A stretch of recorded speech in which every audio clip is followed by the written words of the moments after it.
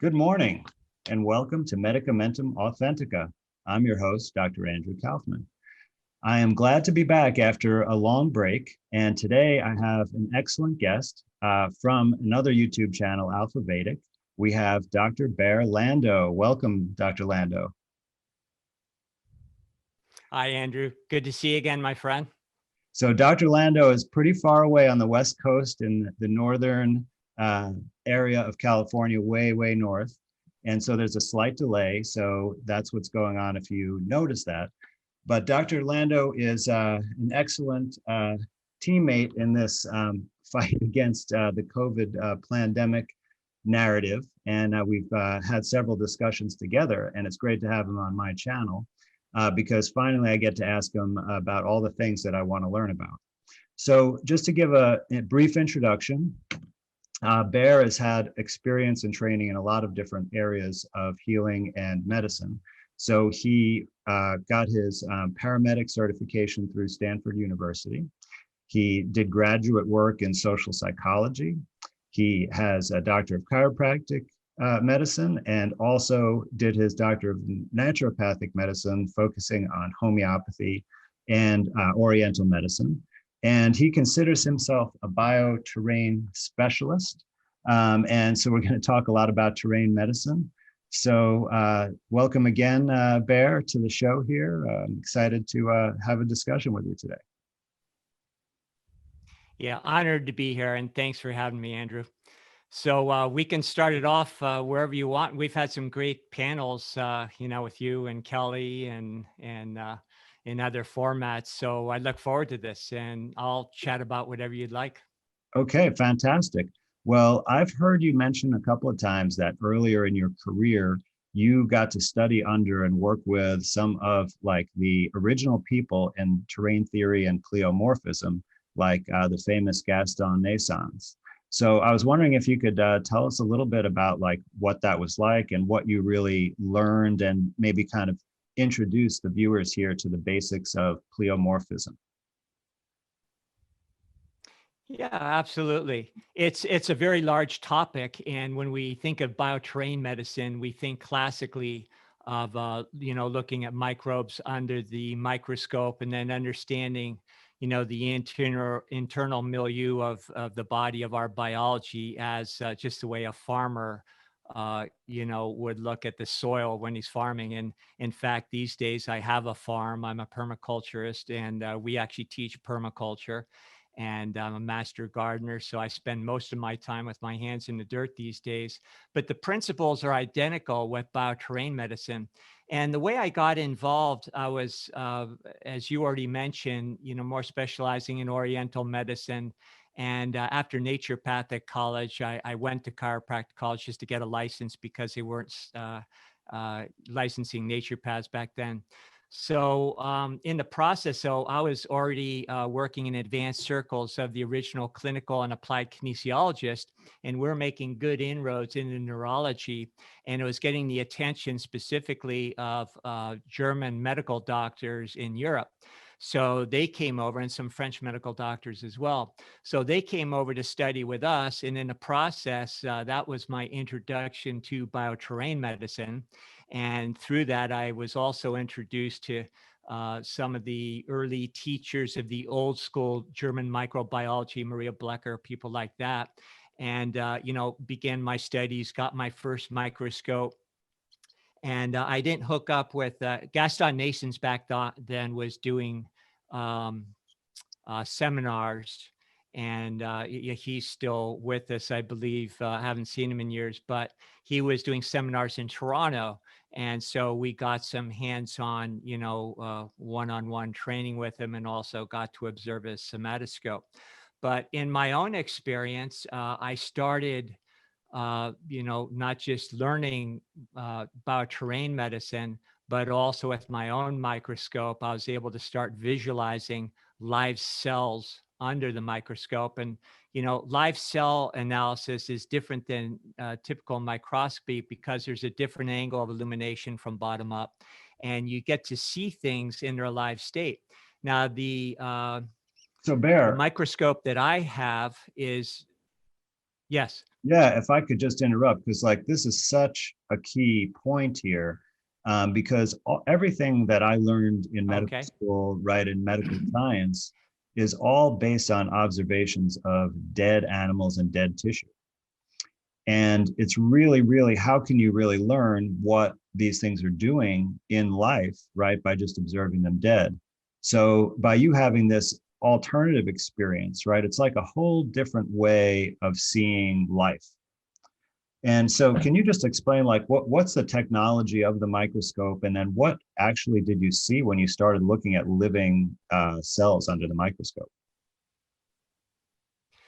Well, the microscope lacks the resolution of other more powerful microscopes, but it does allow you to see elements in their alive state. And in my studies in the German school, you learned what you were observing under the microscope. And, you would, of course, see red and white blood cells. And with the nature or the condition of the red and white blood cells, you could tell a lot just by observing them. For instance, red blood cells sometimes would actually have things extruding from them, like actual, excretions. And then when they would come out, you would see them go through different forms. You would also see a lot of little sparkly lights, like little pinhead lights, in the blood. And in the German system, we called those protids. Wow. Well, Gaston Nassans called them somatids. right. Well, Bear, when they taught us about red blood cells in medical school, and even in college when I took physiology, right, they never said that anything comes out of red blood cells, right? Red blood cells are supposed to just carry oxygen, right? Like they're maybe not even Mhm. cells because they don't have nuclei, right? So this is something you're observing, right? Is not talked about at all in conventional circles. Exactly. And I was amazed when I first started observing myself because I took the same histology classes where we're microscopy. We use certain stains to, bring out certain elements for observation, which certainly has its time and place. But with the live cell, you saw a completely different thing. I always give the analogy, it would be like if you came from outer space and wanted to understand what a dog on our planet was like, and you go scrape something that got run over years ago on the pavement and studied that rather than actually, getting a dog at the pound and petting it and getting to know it and naming it. So live cell is very similar. So the other thing you see in red blood cells, for instance, is some of them, we would call them target cells, would actually look like they look like a bullseye. Mhm. And then that would suggest to us that those cells actually were intoxicated or engorged with other elements. It wasn't normal in a healthy terrain. Right. So that was, a big giveaway as far as a starting point. Well, The that other thing, even sometimes you see a glutenization, which, go ahead. well, I was just going to say that, the conventional medicine where you look at a blood smear of dead blood cells, right? They also acknowledge target cells, and they usually say it's associated with liver disease or liver damage, right? And I think you were just about to talk about rouleau Mhm, formation, right? Which they would just say is a sign of mhm. inflammation. But you're going to give a different interpretation of these findings, I imagine, right? Yes. For instance, agglutination, which is the cells or rouleau formations where the red blood cells are all together, then what you'd realize is there are certain things sticking them together. Now there's two factors.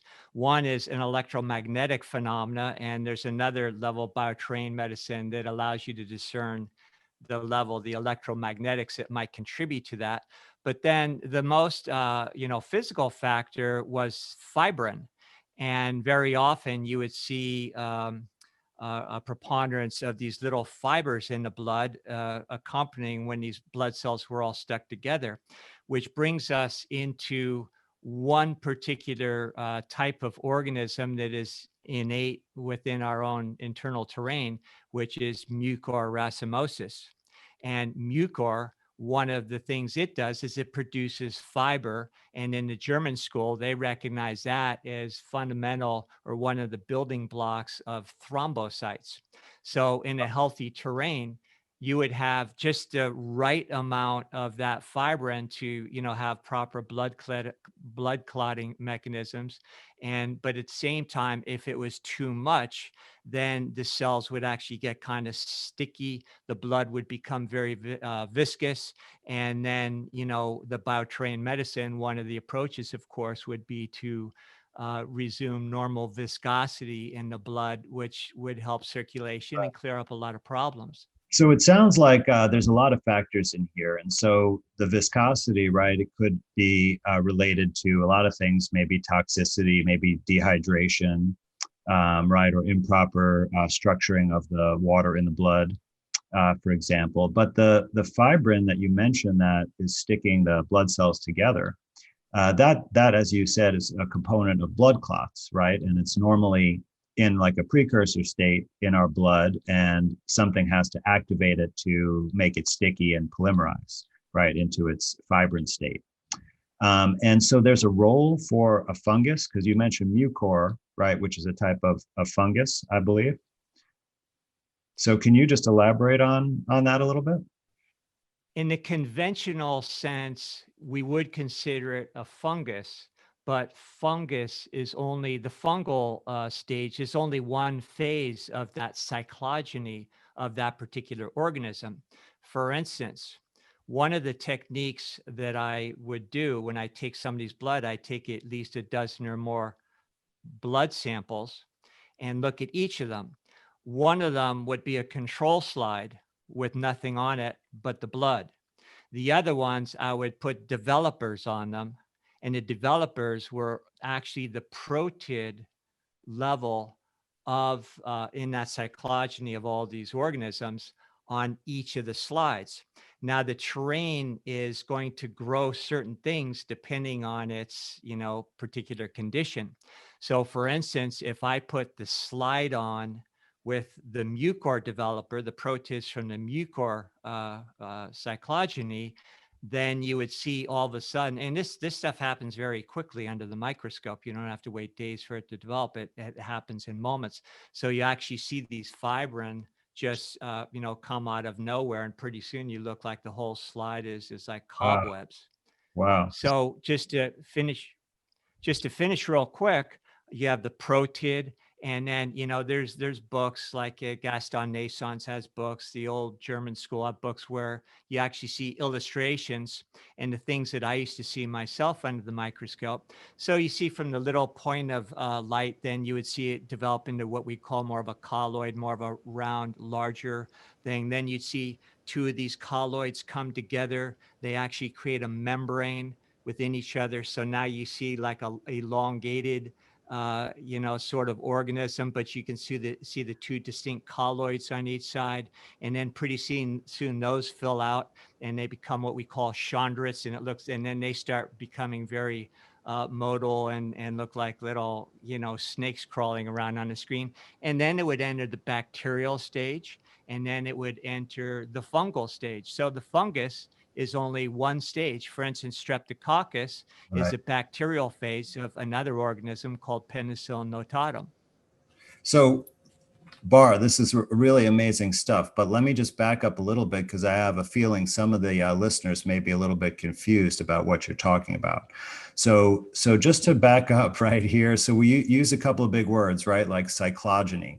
So I think what you're saying, and please, you know, correct me if I'm wrong, is that we have these little specks called protids that are emerging from some of our own blood cells, and that these go through a kind of developmental cycle where the tiny little speck expands and changes shape and form into a bunch of different intermediates. And that some of these intermediates are things that we would recognize as bacteria and fungus, and perhaps even other microorganisms, right, or simple single-celled organisms.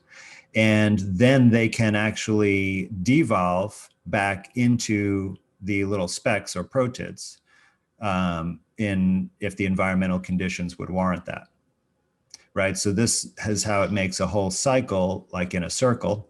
And that's what we call the cyclogeny. And what Barre, I think, observed was different intermediate forms of this in different disease states. And then he is using certain strains of this to help identify which one he's actually seeing in the blood, right? Like which pathway or which part of the cycle it's in, and because that gives more information about the disease state. So did I summarize that adequately, Barre?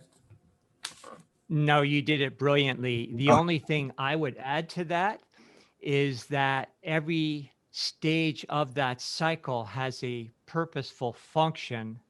And I would throw away the disease state, because very often when these, or that terminology, we'll say, because when one of these organisms is in a particular cycle, it's there for a purpose in order to provide a service for the terrain, to clean it up, to dissolve tissues and things like that. Right. So it's not So, really, and very really often when they're in those stages, they also produce enzymes and things that make us feel not that great, raise our temperature, inflame mucous membranes, make our body upchuck in different ways, but that's its purpose.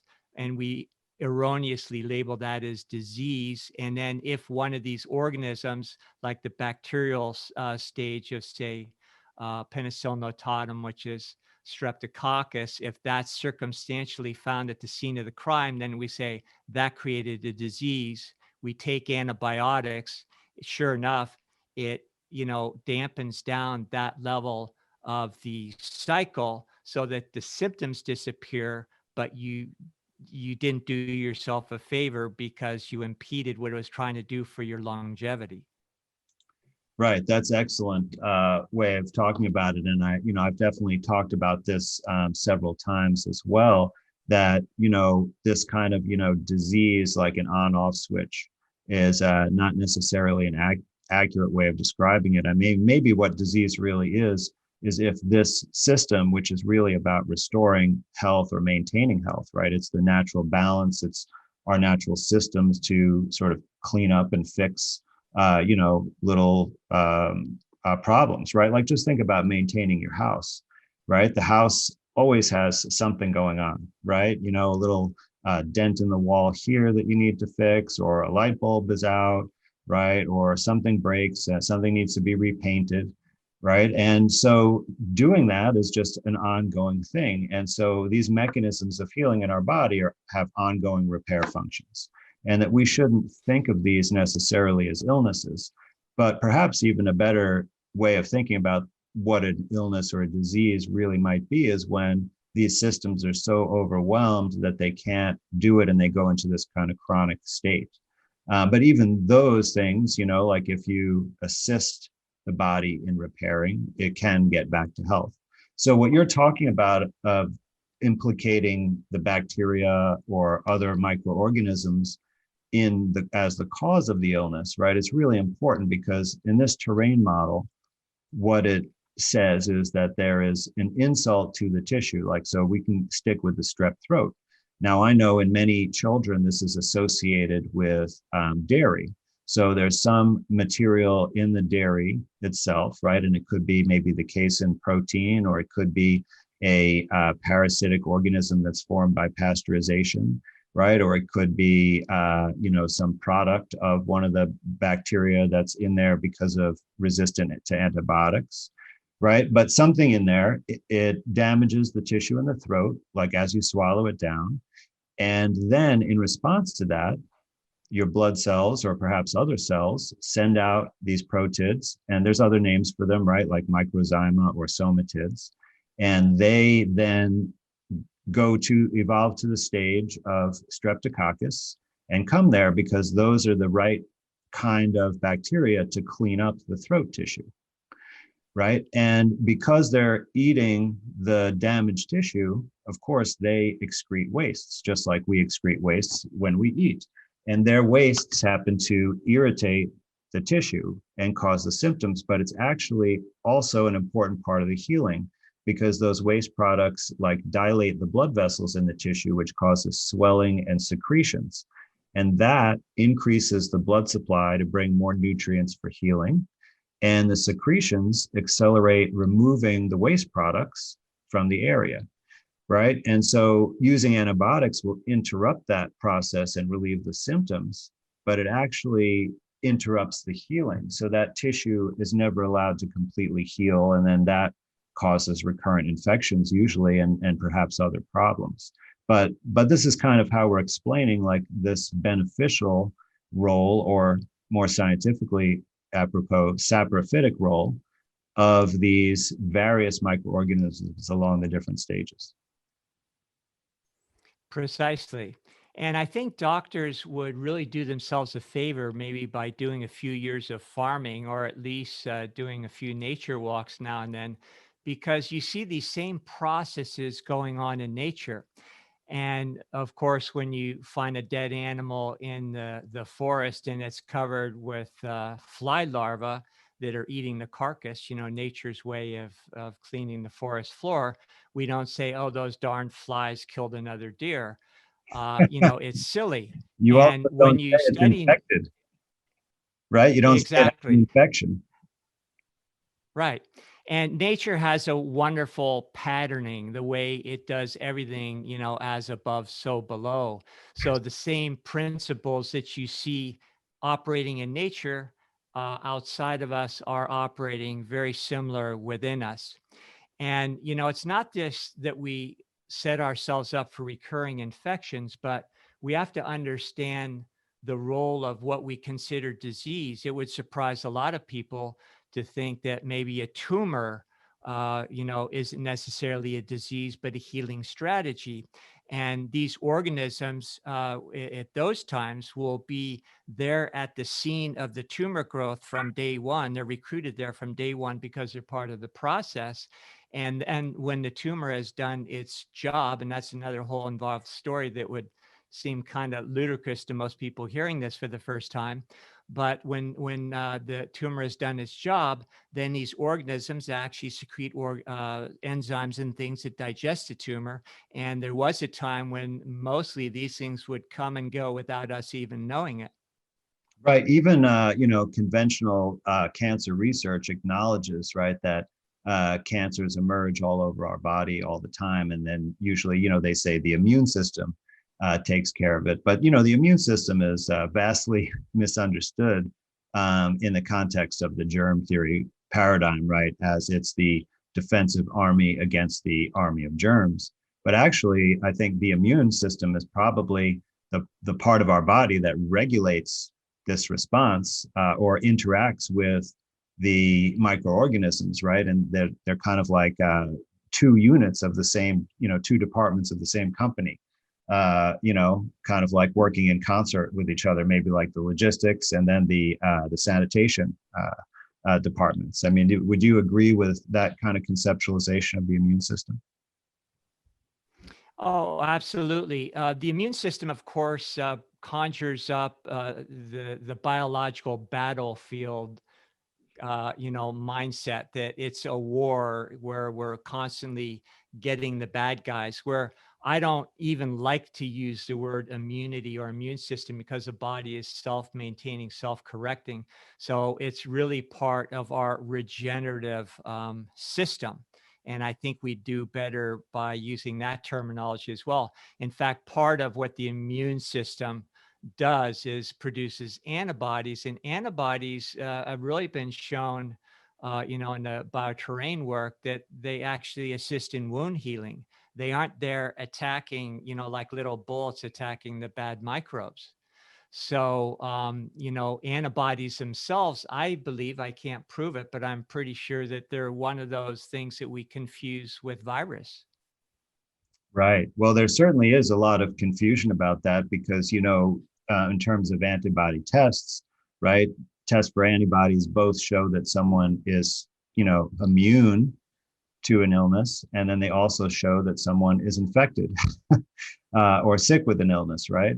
So, Curious. how can, there's got to be something more to this explanation. But, one of the things I wanted to ask you about this, because I get this question so much and I see so many people, and especially a lot of doctors, even ones who are really, uh,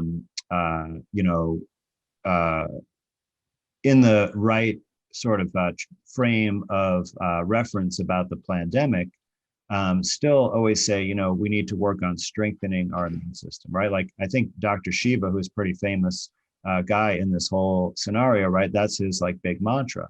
And there are many others, even Dr. Guttar said that.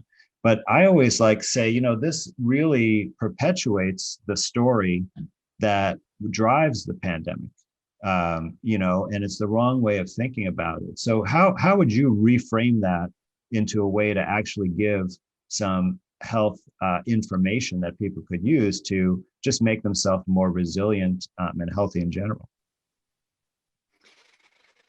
Number one, and this would get into other areas that might be a little too involved for this conversation, but when you get into subjects like New German medicine, which has very evidence-based, drawn the links between the psyche, the nervous system, and then the biological triggering of biological events that we then term for the disease, it really brings in the psyche, our emotional, our mental state, our belief systems as a main factor as far as the health of our bioterrain.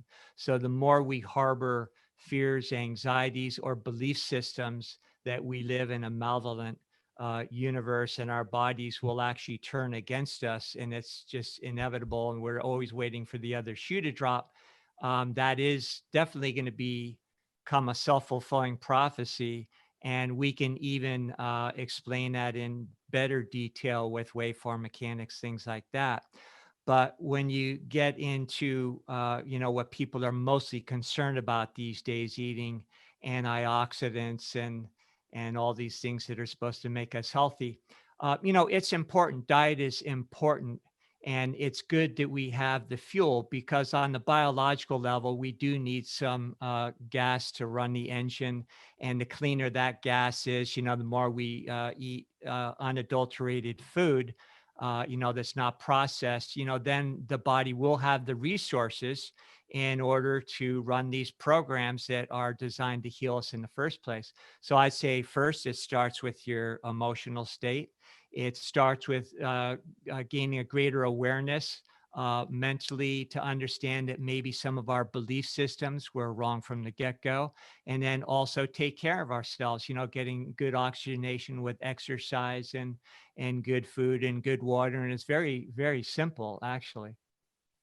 Yeah, well, that's just it. It's so much simpler than people think, right? And there's no reason to run out and take a million supplements. Just eat clean, healthy food. Work on your emotional state, right? Like maybe have some kind of daily contemplation exercise, which it could be meditation, it could be prayer, but it could be your own thing that you create. Just a space for yourself to check in, to let your consciousness be guided to a state of balance, right? I mean, these things are extremely important. And I'm glad you mentioned German new medicine, because that's an area I'm intrigued, and I know a little bit, but I need to get Melissa Sell to come do an interview like this, because it was great watching her, on your guys' podcast. So I'm glad you brought that up. But, when you mentioned how wave mechanics can come into this equation, it made me think of water right away, and Dr. Emoto's experiments, where by giving a positive emotional intention to the water, right, and then doing these flash freezing the water and looking at it under the microscope, if you express hopefulness, right, or gratitude or love, you get these beautiful crystal snowflake patterns. But if you give this negative intention, then you get this chaotic, dark looking blob or mass. And it's very striking, the difference. And since we are so much made of water, and water interacts with the sort of wave phenomena, right? The electromagnetic fields in such a way, right? Like we have Montagnier's experiment showing that basically the resonance can essentially replicate a DNA sequence, right? So, and that's all mediated through wave mechanics. So is that how you conceptualize it, or could you give us like an introductory of how you conceptualize explaining, biology and physiology through the wave mechanics? Sure. First with water, water, which is the main component of all the fluids of our body, it's a conduit. It helps our body communicate with all the different parts. But with waveform physics, you're really acknowledging that thoughts are things. Every single thought that we have, and Walter Russell demonstrated this best, creates an event, an electrical event, and a polarization. And that polarization in turn creates a vibration, just like a static guitar string. When you pluck it, now it creates that vibration. It's a polarizing event. And then that when the guitar string comes to rest, all polarizations are always seeking harmony, seeking rest. And so when our thoughts are producing these electrical events, if they're aligned with a true awareness of who we are in the first place, our potential to manifest through our thoughts, and how nature uses the same exact processes and the same exact patterns that we get to use through our thoughts, then when those are more harmonized with the way things really work, that is going to create a resonance that is not going to be a dissonance, that is then going to outpicture. And, like the water experiments that you're talking about, it's not going to allow our body to go into any state of so-called disease.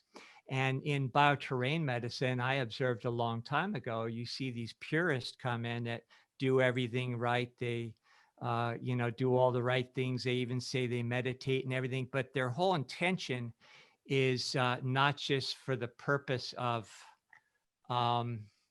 well, let's just say it's more to ward off bad things. They eat right to prevent disease. They meditate because they're supposed to. And then, that's just, that in and of itself creates a dissonance. So that's why, some people that are doing all the right things still get sick, and then people that smoke cigarettes and everything live till they're 100 and never have a problem. So, it just all contributes to the understanding that it's really about our thoughts. And of course, emotions give the velocity for those electrical forces, those vectors, to pop into manifestation in the first place. So you have to have a little bit of emotional content. And that is, what I believe one of the elements, only one of the elements that explains pandemics where people start getting sick. The real contagion is these anxieties that start on that mental, emotional plane. So, just to sort of give the context again, what we're really talking about by talking about wave mechanics here is we're talking about the materialist versus non-materialist view of science, right? So this is a major philosophical shift, because really everything we are taught is this reductionist materialist paradigm of everything's a particle, everything's physical in the material world.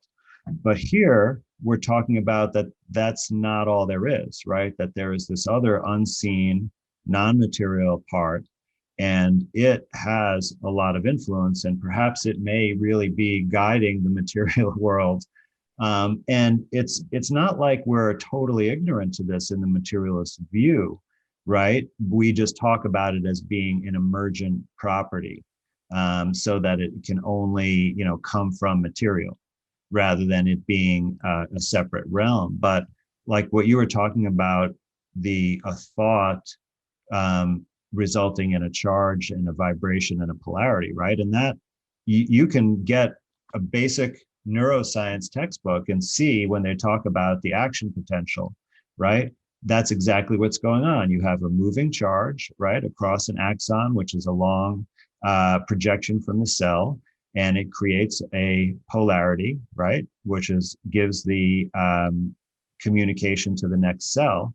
And of course, this is going to give rise to electromagnetic vibrations, right? And that's all, right out of mainstream physics, but we don't acknowledge that it has any importance whatsoever when it's perhaps the most significant thing that there is for health.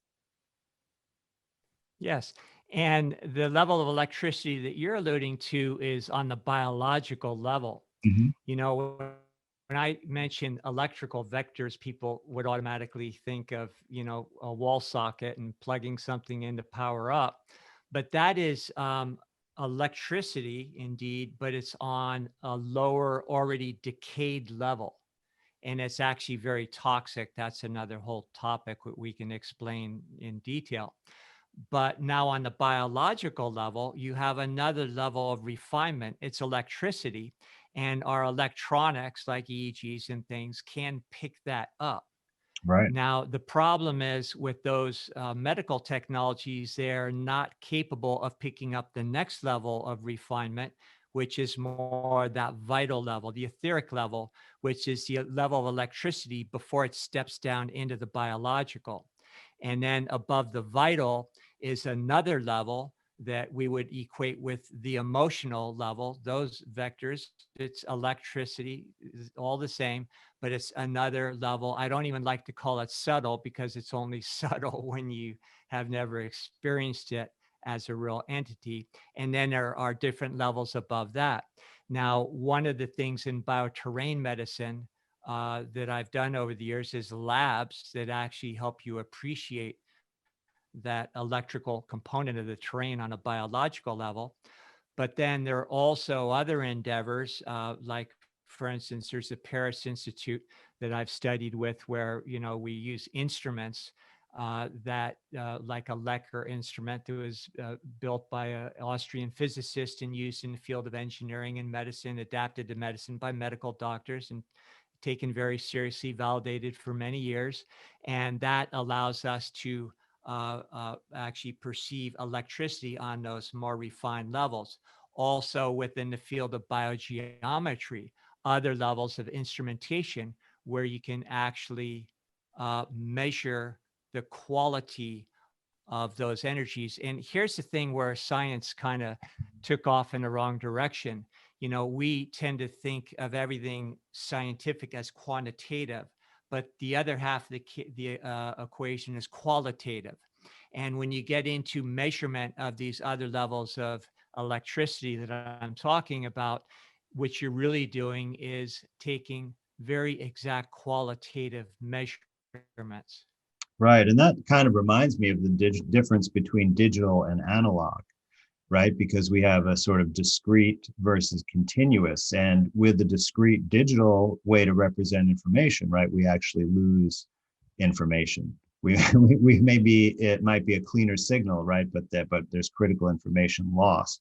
And I think by the material view, we're losing this critical information. So I'm glad you brought up, this instrumentation, that there are different levels of monitoring or detecting this electrical and magnetic activity. And it's not just that, right? Because there's also acoustic waves, like we have biofield tuning, which can also detect dissonances in the emotional expression of these waveforms, right?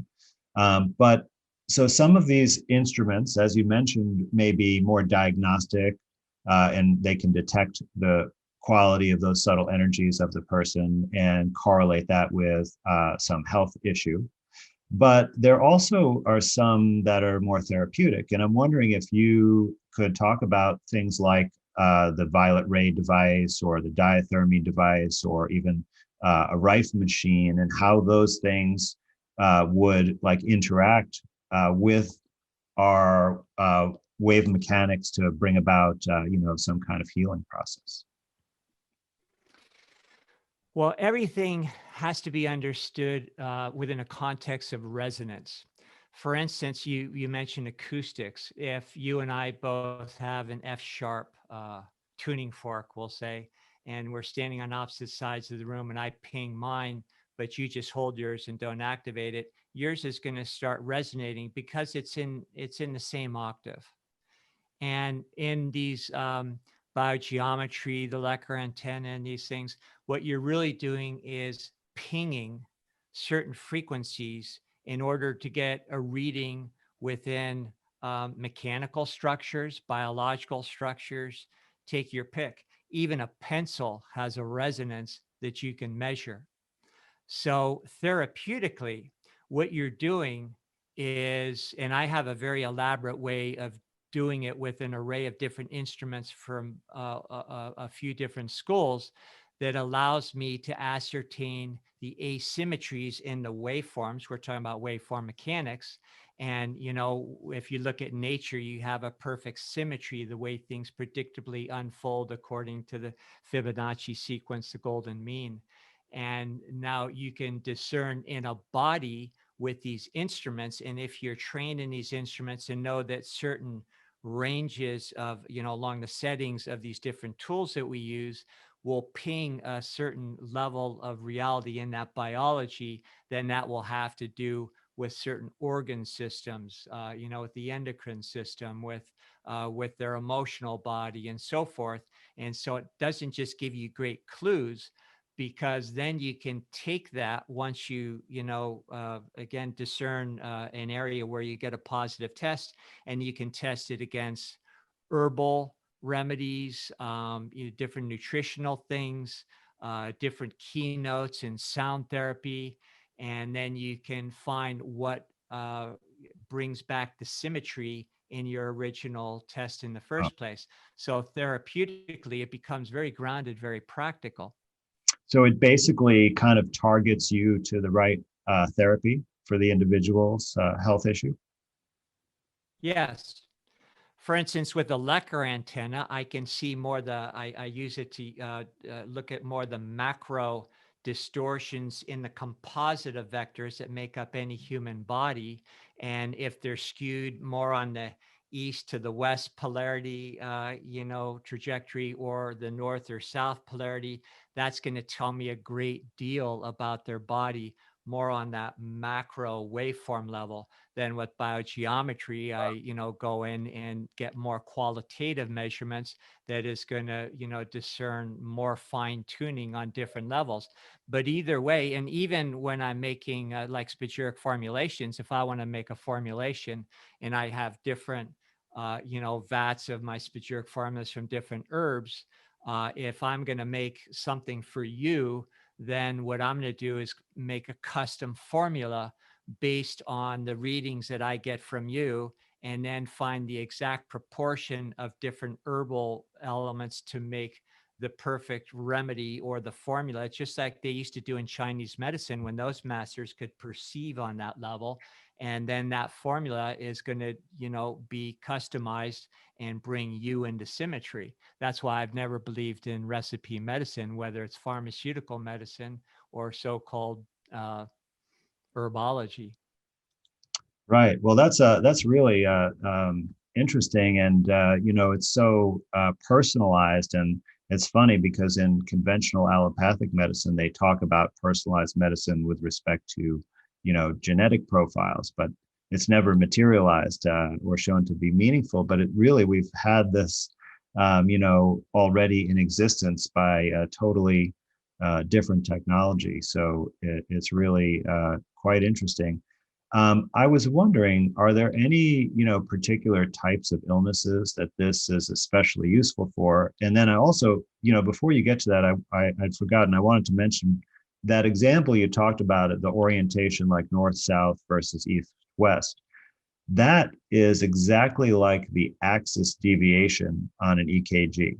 So right on the EKG, there's one parameter that you analyze, and it basically is the same thing, right? It's the orientation of the heart inside the chest cavity or in space, and that has a specific, so there's a physical correlate to this wave, right? So we could see that there's going to be a correlate in the person's health. The same way, it's not like a way out there kooky, divination machine, we're talking about real, waves that are coming off of our body, giving information that are detectable in this field that surrounds our body, right? So back to my question, like, are there specific conditions that this method is like really geared for, or is it really universally applicable to all health conditions? I would say it's universal because everything is a product of these waveforms. And if you can measure at that level, it tells you everything you need to know. And not in an academic sense, as far as the way we would think medically, as far as, our taxonomy of disease, this is caused by this, or it's Right. idiopathic or otherwise, but it really tells you at that most, fundamental level. And if indeed this is a thought um, produced universe, I mean, if you think about it, if you take your life or anything on the planet for that, any creation that's ever happened on this planet, what if there's never any thought? Would anything even exist in the first place? We wouldn't have cities, we wouldn't have technologies, we wouldn't have the arts, we wouldn't have anything. So just in a common sense way, if we sit back and look at it, it's like, well, things do begin on that level. It just so happens in Right. waveform mechanics, it explains how. So there are two ways that people can have symptoms that we then call disease. There are that psychological trigger that we really delve deep into within New German medicine, and then you can be overtly poisoned. And on this planet right now, there's a lot of that going on, Yeah. especially with electromagnetic poisoning. So these technologies can very well, elicit the information on that level, not as far as exactly, oh, it's happening because of this, but more on a functional level. What do we do about it? Right. So, how can you compensate for the exposure to the smart meter, for example? Um, right. Without necessarily knowing, okay, it's the smart meter that's causing the symptom. Well, there are ways, in bioterrain medicine, there are ways to discern where things are coming from in the first place. Hmm. That's not the goal, because the goal is more functional medicine. On the other hand, with just good doctoring that we all learn in any kind of medical training, you get a good history of the person, you talk to them, you get to know them. And also in my work, I would do a very thorough physical exam, which would not only include, conventional medical exam with vitals and things like that, but then it would include, Chinese pulse taking, abdominal diagnosis, osteopathic listing, feeling the rhythms of the cranium, the spine, and the different viscera. They all have, Right. very signature rhythms. So and then you put all that together and you get a very good picture of many different levels of that person and their lifestyle, their exposures. And these days, you mentioned water. This is, sorry, just a little segue. Water is very important for hydration because these electromagnetic toxicities are very toxic, what we call vertical or carrier waves, and they're very dehydrating.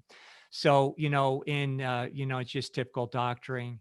You want to take all those things into account, do a lot of coaching before you even get to all the fancy things that we're talking about. Amazing how different this way of thinking about things, is for people to look at, but it's so much more empowering because you can get answers and know how to improve your health, without getting that much outside help. Like mostly, probably you're providing right information to people, and then perhaps there are some plants that would help, but there's also kind of like this. Redundancy in the natural world that we've talked about before, right? Where it's not just one kind of thing but if you're in a different location, there are different things growing around you that will be able to help you restore the balance. right? And certainly, the emotional and psychological part, right, is totally dependent on you to work through, right? And there are different, you can learn different ways of approaching that, right? But really, it just empowers us that we can reframe, these issues and work on restoring health ourselves without much outside assistance. Yeah, and it's just common sense. If you look traditionally, people would eat seasonally, whatever was growing locally, Right. and and just it's really regaining our trust in nature and observing nature and mimicking nature and understanding we are a part of nature, not a part, we are nature. And these days it's we try to make ourselves separate from nature and that we're evil, and no, what we have to do is understand how to be part of the larger cooperative and assume our role as caretakers of that. And I can't emphasize, the principle of resonance enough, because it really will explain everything. And a lot of my studies in the past have been into alchemy and things. And when you hear alchemy, that's not woo-woo metaphysical. It's really authentic science when it had two sides of the equation, when we did not try to remove ourselves from the equation. And and then it gradually morphed into chemistry, which we consider conventional science, more contemporaneously.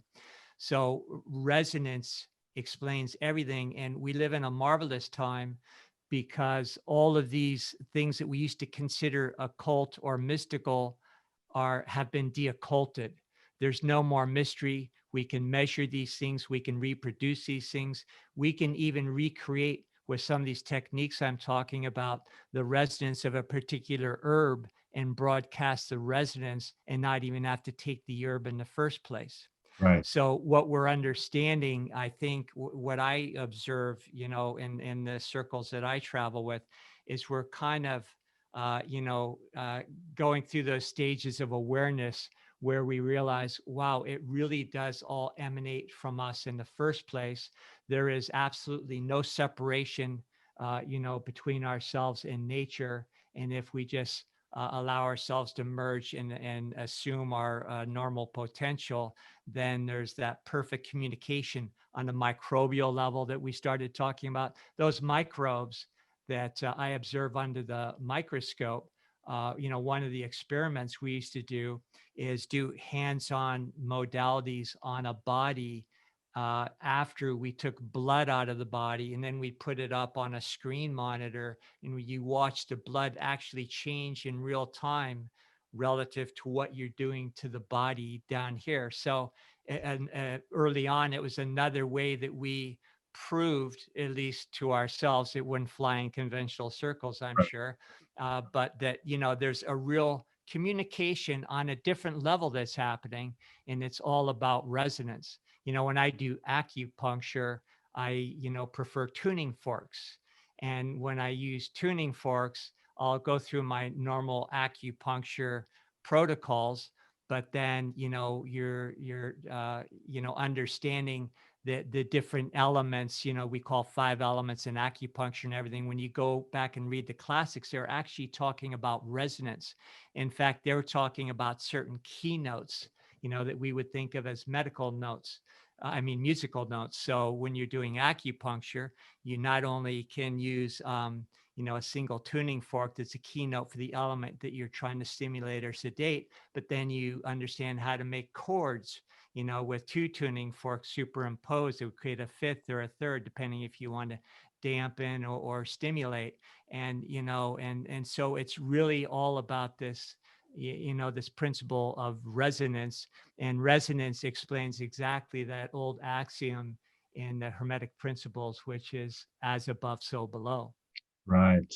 Yeah, and that's, come up so many times, right? With looking at what happens in nature as a model for what happens in our body, right? And even some of the early scientists, right, like Baysham, looked at that using fermentation as a model, right, to represent possibly infection or other things under that principle.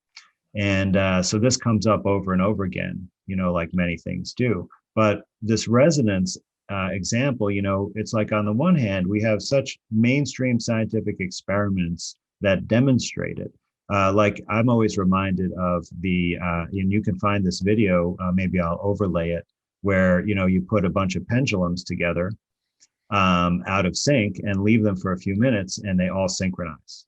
Right now, how does that happen? Right, because no one is coming in there and physically manipulating them, but this information is being transmitted right through another medium that we can't see, an unseen medium.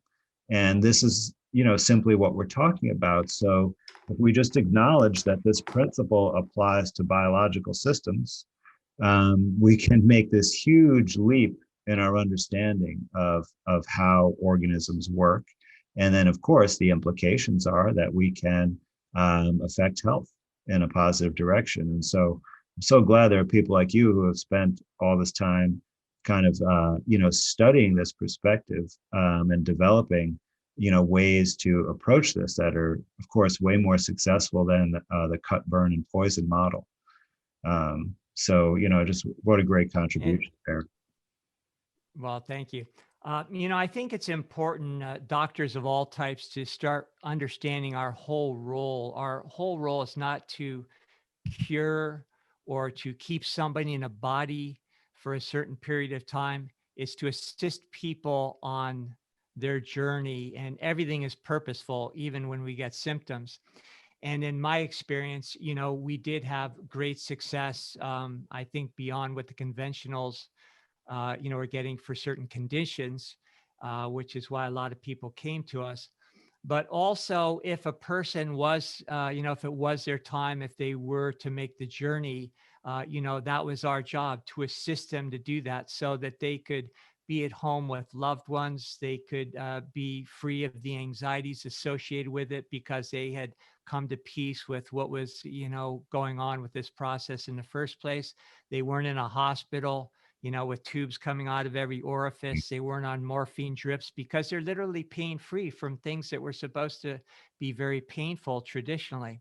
So, I think we really need to understand, physician in the truest sense, and if you go back to the old school, it was to assist people to make that link between biology and spirit, and to understand that we are, we come from spirit.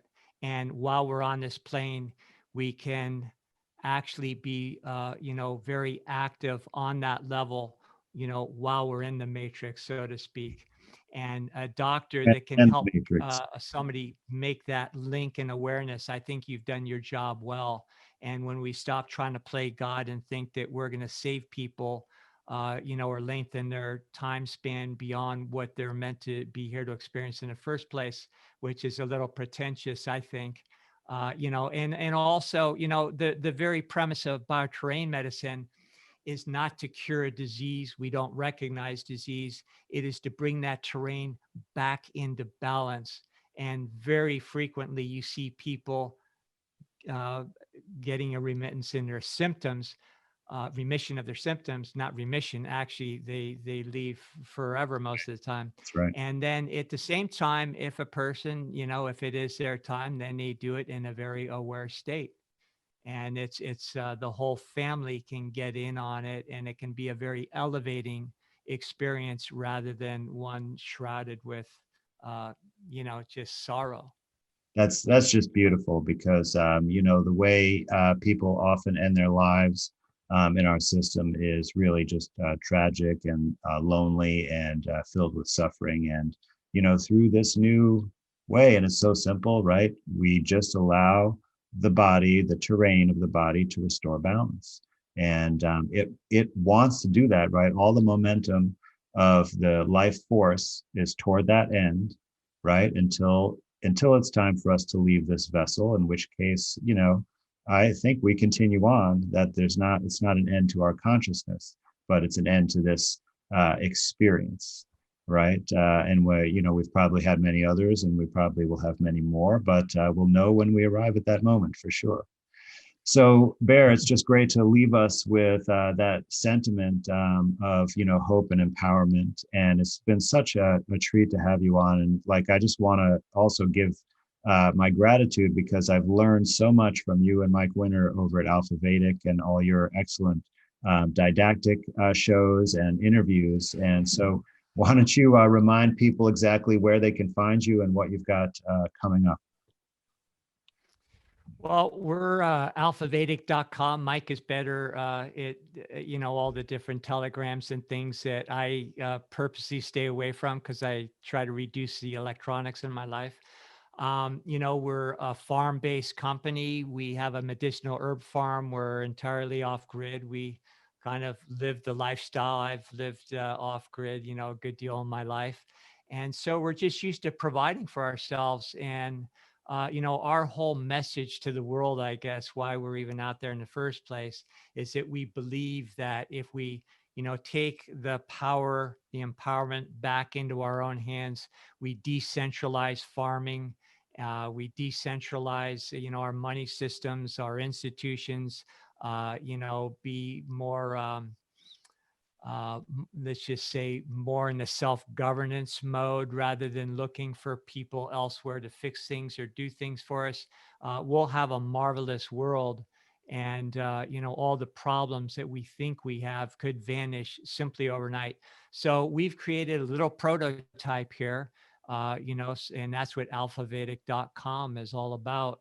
And we have a cooperative, people join, and pretty soon we're going to have teaching places on the property here. We're getting some buildings erected right now where we'll have our little alchemical labs, and microscopes and things, not only to, teach people how to delve into introspection into the body, but also into soil science. And, people are thirsting for it. We have Yeah. so many members that are just wanting to do this, but they're saying, what can I do? I live in an apartment in the city. We say, well, you can grow sprouts, you can, in your kitchen sink, you can do all sorts of things. So I think it's a time, the time has come, for us to do this. And that's what we're trying to contribute to. That's so amazing. I would really love to have you come on again and talk about off-grid living. And I had wanted to discuss spagyrics with you today, but I think we had such a perfect discussion of the other topics. I want to save that. So will you agree to come back another time and talk about that as well? You could definitely twist my arm for sure. Always a All right. delight to be with you, Andrew. That's so awesome, Bear. Well, once again, thanks. And I will put links I'll get from Mike in the show notes so everyone knows all the places to find you on social media. And it's been a great time here. So let me say goodbye to the audience for this time, and we'll see you for part 2.